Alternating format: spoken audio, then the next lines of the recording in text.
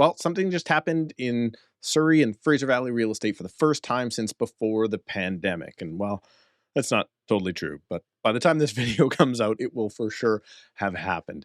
And that is, we are looking at 7,000 active listings on the marketplace. And that has always been to the top end of what I deem to be a very good, regular, and healthy marketplace. So I'm going to show you some numbers here so we can see exactly what's going on in the market so you can make a better decision if you are making a buying or selling decision within the next 30 days. And I'm going to discuss everything that you need to know or consider if you're on either side of a transaction in the next few weeks. But really quick, before I get into that, if you would like to stay up to date on the Surrey and Fraser Valley real estate market, please go ahead and subscribe to the channel and go ahead and click the like button to help me get this information out to more people just like you who are interested to find out how the market's doing. Now, let me hop in here real quick and show you what I mean. So we're not quite there. As of recording this, 6,988 active listings currently on the market. That is residential, attached and detached, including land,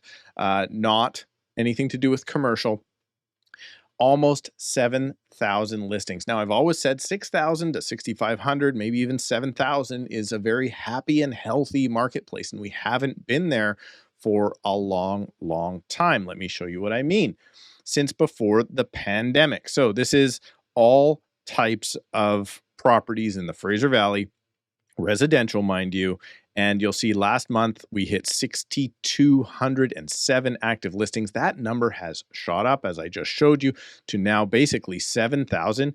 If we go back in time, though, we haven't seen this in quite some time. Even when the market interest rates increased from virtually zero up to almost 5% in 2022, we did not see that amount of listings on the marketplace. Previous to that, you would have to go back to June 2019, pre-pandemic, to see this amount of inventory. Now, let me tell you about 2019.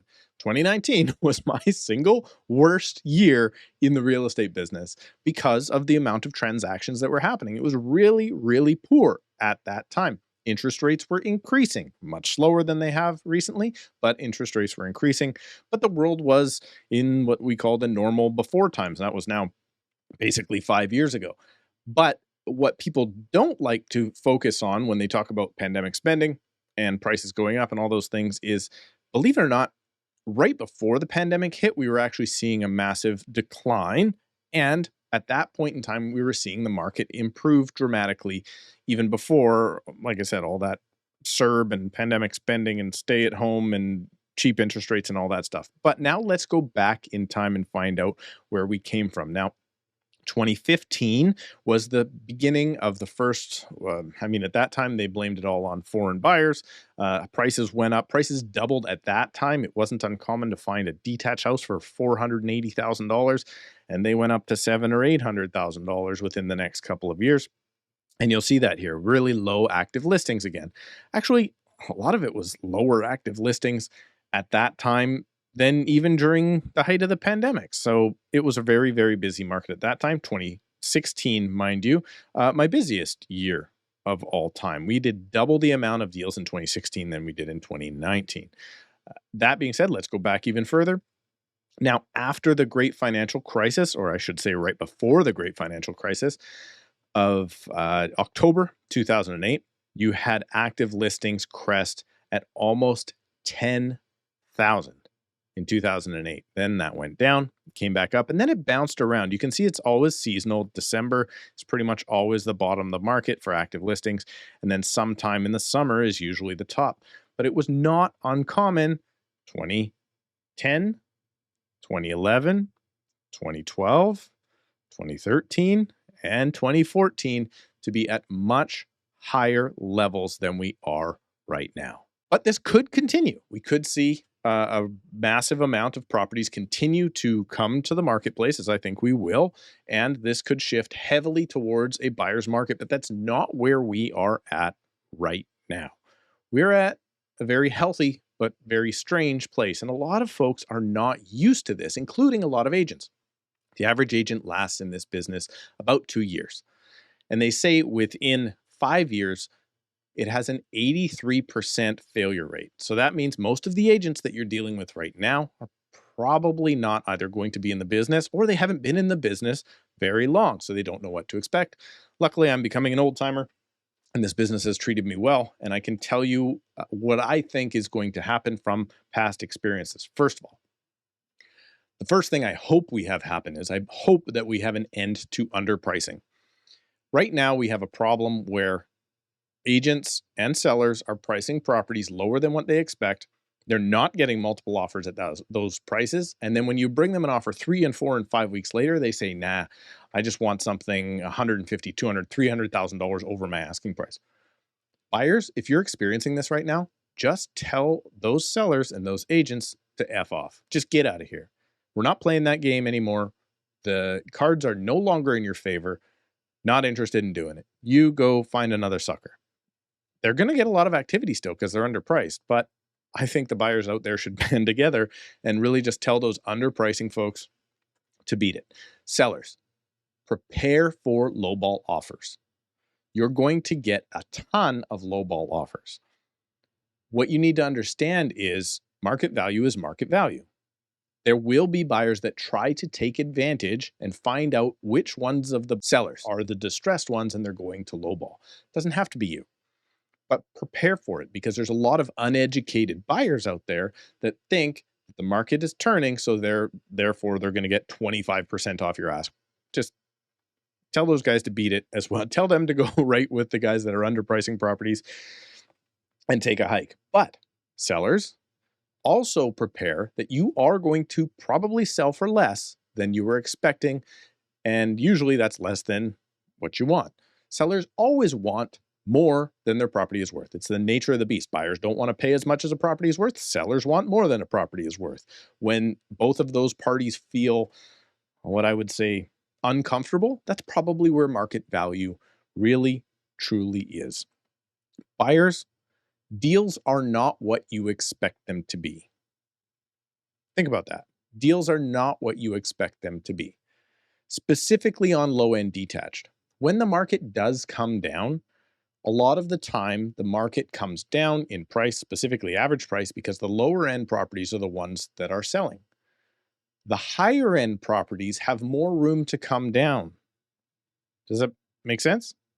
The low end properties, they will not come down as far as you think. So if you think you're just going to come in and scoop up that low end detached property that's listed for $1.2 million and now it's going to be $900,000, it's not the case.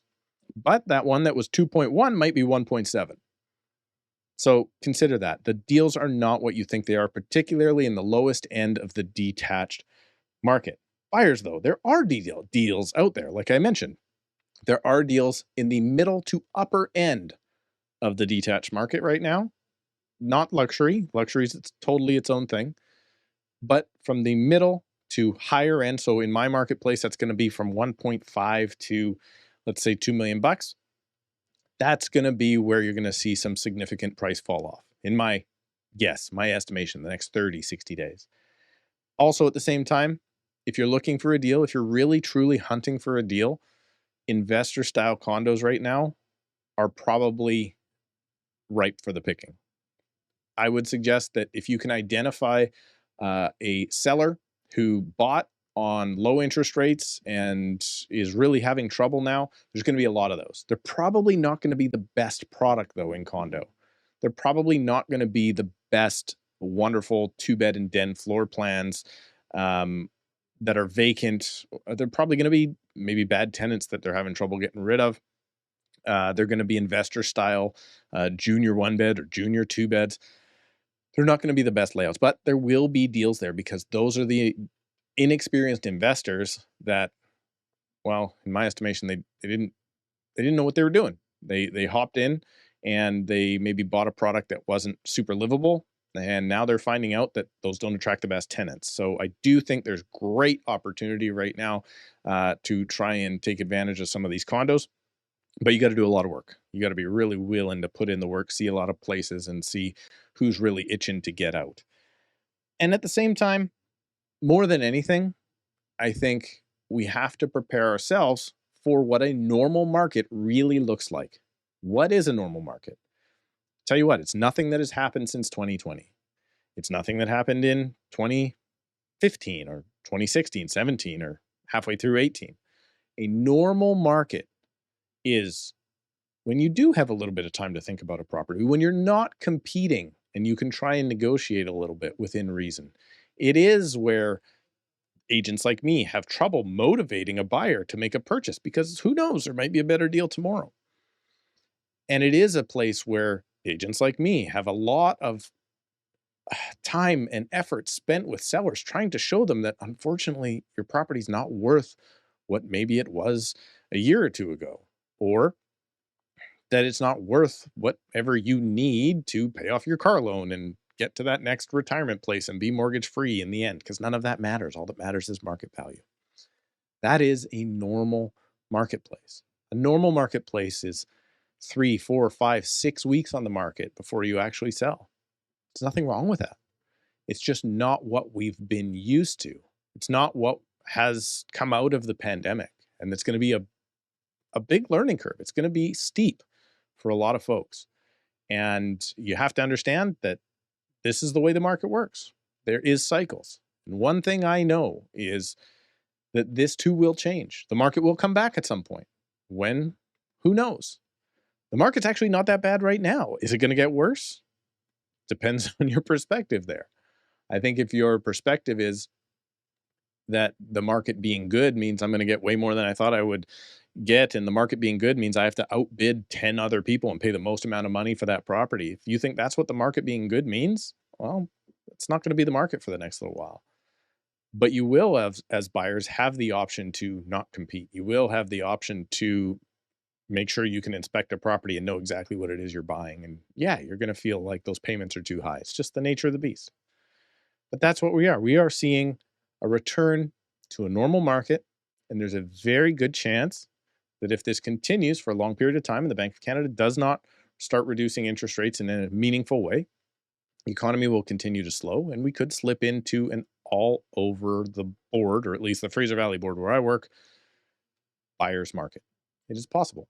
I will tell you there is hot spots in the marketplace right now. Very nice, good, clean product that shows like 9 out of 10 or 10 out of 10 is selling in every marketplace. At the same time, good, what I would say family style, affordable, if we can call it that, townhouses are still selling and selling in multiple offers. Legitimate multiple offers, not underpriced multiple offers. So there are good markets, there are bad markets. I don't think you should panic buy right now. I don't think that you should get into a spot where you are begging a seller to take your $100,000 over the asking price offer. It's just not needed.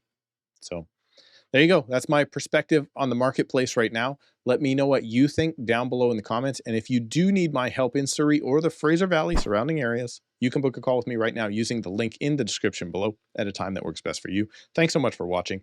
We'll see you in a couple of days.